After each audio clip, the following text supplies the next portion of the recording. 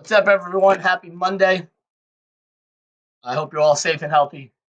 As we start the new week, I just want to continue with chapter 27. I'll get to that in a second. Go over a couple of things. First, thank you for everyone who completed and made up quarter four work. Going forward, I'm going to try to maybe lessen the homework a little bit. Still post notes and worksheets and video clips every day.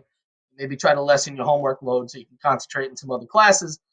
I know you have a lot of work going on in some other classes as well. Please just try to get me that work though as quick as possible. All right, I'm not putting due dates on anything for for quarter four. All right, but if I have to, I will. Please read everything, read my notes, read my worksheets, and get going. To give you an outline for the week, we're probably going to finish up chapter 27 this week for a test, possibly looking at maybe Tuesday next week. All right, a little review on Monday. I'll post a review sheet for you, and then a test on Tuesday and then get into chapter 26. But for right now, we're going to continue with Vietnam. We're going to continue on with the conversation. We've already discussed a lot in Vietnam. Escalation, Eisenhower, Kennedy to Johnson, him winning the election in 1964, the war getting bigger, the containment of communism, Vietnam, South Vietnam, the Truman Doctrine, containment, Cold War, communism, democracy. We did all that. So we're just going to kind of focus more into the war today. And what I'm going to post for you guys is a section 2 worksheet. I'm going to give you the answers. All right. This is not homework. All right. You want to print this? You want to fill in your answers? You want to have it for notes? Absolutely keep it. All right. This will be your homework. All right. This is your homework, not the other sheet. This one. All right. And then you answer, obviously, checkpoint 1, checkpoint 2, 3, and then these 2 questions down here on the sheet, and then turn it in. All right. So this is your homework. This is just a review of the chapter. Again, I'll post a link to the section. You can look at it. You can fill this in. You can keep this in your notes. And here are the answers. All right. So the big thing we're going to talk about, especially for Vietnam, is what's going to be known as the Tet Offensive, TET. All right. It's kind of a turning point in Vietnam here. 1964, 65, 66, 67, and even very, very early 1968. The morale of the country was that the country could win this war. They were going to win like they won Korea. We were going to contain communism. We were better than the enemy. All right, and then this happened. Okay, on January 30th, 1968. Okay, right here. All right, January 30th, 1968. All right, the North Vietnamese are going to secretly attack over 100 cities. Okay, over 100 cities. All right, on one day. This completely crushes American support for the war. All right, people who were supporting the war, we have to contain communism. People who were against the war, this just proved that the U.S. wasn't able to win it. All right, and to give you a visualization, all right, all these red dots, all of them, is where North Vietnam attacked South Vietnam in one day. Okay, different cities, different locations throughout the entire country.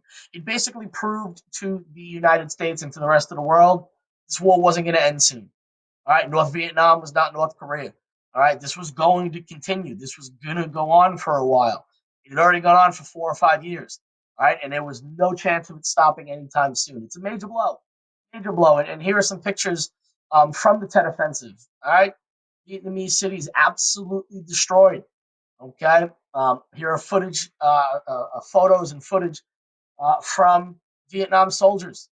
Okay, 18, 19, 20-year-old kids fighting in the jungles in Vietnam to contain communism, to stop the spread of it, the domino theory, right, to save democracy around the world. And you've got pictures like this coming home. We're going to talk more about that in a second. Okay, and a huge lasting effect. If you look at number 5, all right, it's a turning point. It's the turning point of the war. All right, it's a major blow for the Americans. All right, I just highlighted this right here. All right, the lasting effect is it's a turning point of the war. The Tet Offensive was a major blow as Americans were shocked the North Vietnamese army could pull this off. And more people began urging President Johnson to not run for re-election. I'm sorry, to pull out of Vietnam, which will actually be a major decision in him not running for re-election. So if I was to ask you what's the turning point of the Vietnam War, you could definitely say the Tet Offensive. Okay? Here is a famous photo. All right, this is President Johnson in the middle. and this is Secretary of Defense Robert McNamara. Okay, and here he is learning about the Tet Offensive.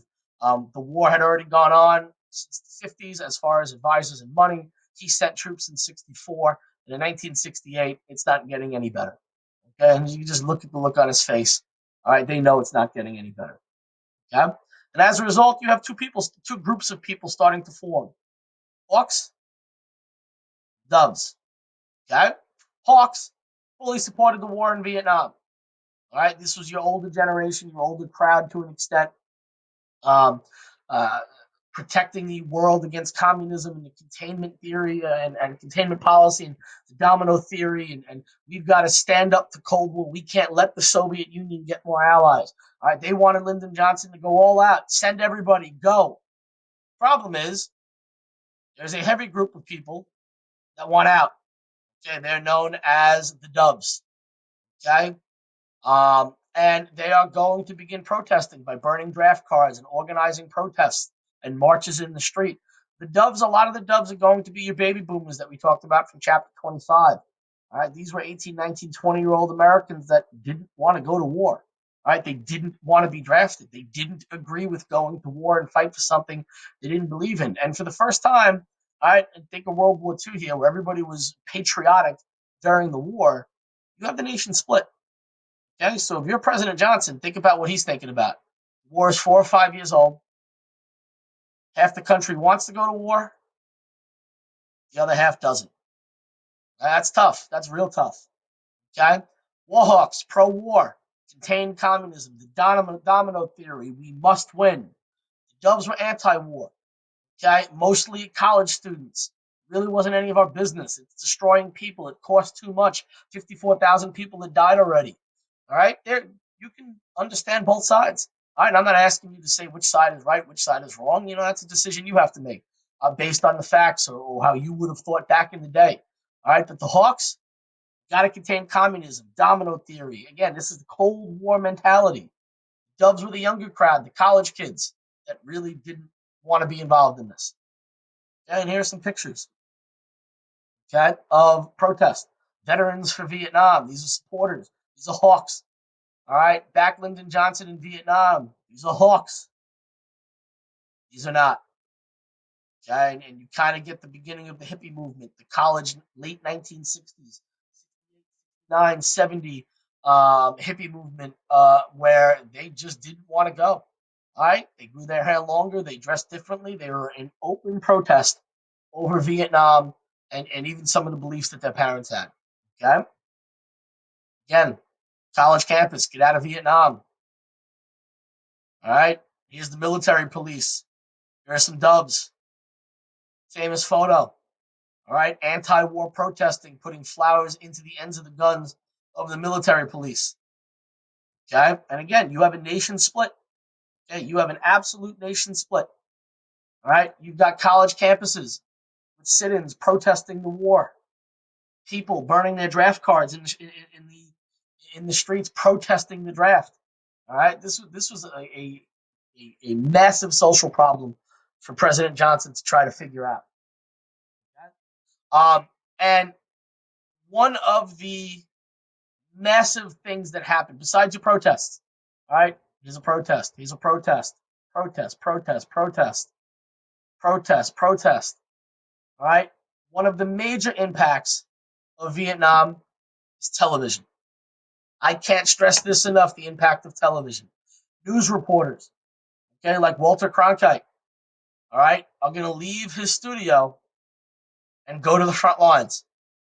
All right, so instead of movie theater patriotic news on the war effort, you get firsthand account of what's actually going on the battlefield. All right, nighttime news was bringing the war in here. Here's Dan Rather, I believe, from the CBS News. All right, here he is in Vietnam. Your soldiers in the back. This is wartime.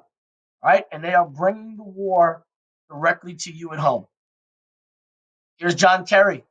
Okay, he goes on to be a presidential nominee for president. All right, and Secretary of State. All right, who returns home urging people to get out of Vietnam. All right, telling people what it's like. So you've got soldiers returning home against the war efforts. You've got the war being brought to every television channel by news networks with unedited, scripted footage of what the war is like. At the same time, you've got protests in the streets, you've got anti-war protests going on, and President Johnson in 1968 is up for re-election. Okay? So to give you an idea of the late 60s, what was going on in Vietnam, it was chaos. All right? And that's what's facing the president. And that's what we're going to focus on today. So focus on the Tet Offensive. What was it? What was the impact? Okay? What's the difference between a hawk and a dove? And the final slide, what's the impact of television? The fact that TV helped bring disturbing pictures. These were hurt, wounded, and killed soldiers on television coming home, and people could see it for the first time. All right, what was the impact of TV? Those are your things I want you to focus on. Hawks versus Doves, the Tet Offensive, and the impact of television. Those three things. All right. I'm going to post this worksheet in the Google Classroom. This is not homework.